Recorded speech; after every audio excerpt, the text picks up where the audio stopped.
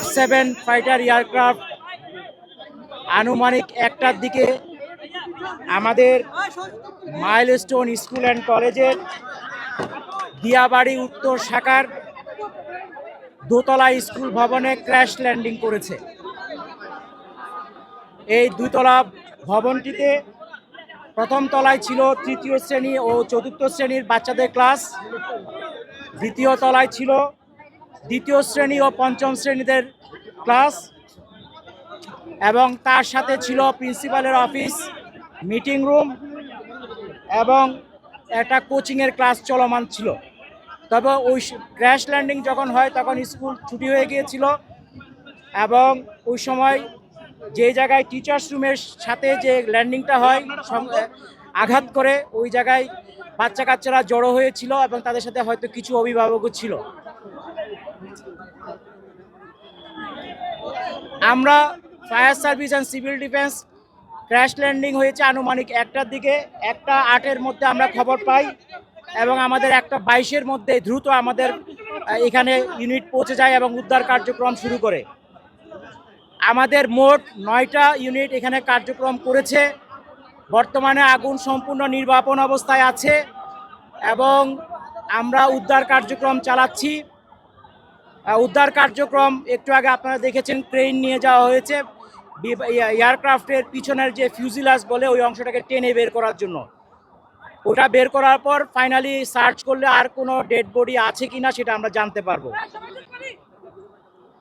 এখন পর্যন্ত আমাদের 6টা অ্যাম্বুলেন্স ছাড়াও আশেপাশে অনেক অ্যাম্বুলেন্স ব্যবহৃত হয়েছে এবং ঢাকার বিশেষ করে সিএমএইচ ঢাকা মেডিকেল কলেজের বার্ন ইউনিট এবং বাংলাদেশ মেডিকেলেও অনেককে আহত অবস্থায় নিয়ে যাওয়া হয়েছে বিভিন্নভাবে। আমাদের হিসাব অনুযায়ী এখন পর্যন্ত আমরা 19 জনের ডেড বডি উদ্ধার করেছি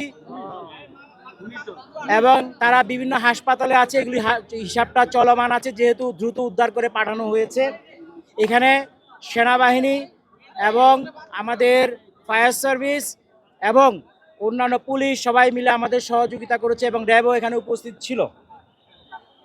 আমাদের উদ্ধার কাজ চলমান আছে এবং আশা করছি এটা খুব শীঘ্রই শেষ হয়ে যাবে, হলে আমরা টোটাল ক্ষয়ক্ষতির ফিগারটা আপনাদেরকে বলতে পারবো। আহত আমাদের ধারণা অনুযায়ী আমরা টোটাল হিসাবটা এখনো চলমান আছে, তবে আনুমানিক এটা 50-এর উপরে হবে।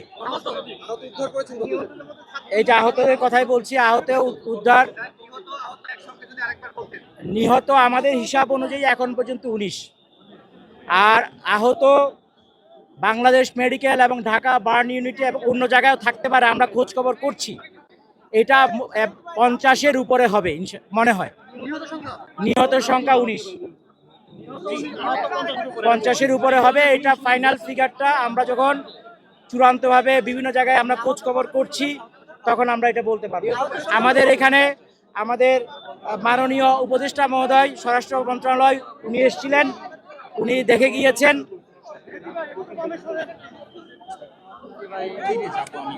এই ছিল আজকে এখন পর্যন্ত আপনাদেরকে দেওয়ার মতো সংবাদ। এটা একটি দুঃখজনক ঘটনা।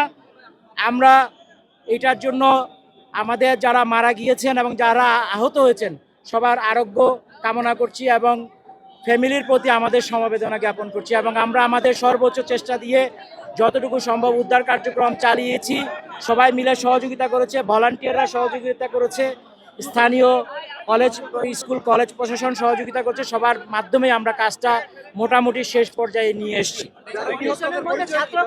যারা নিহত এখনো তাদের পরিচয় আমরা জানতে পারি, সময় লাগবে। আমাদের ধারণা অধিকাংশ এখানে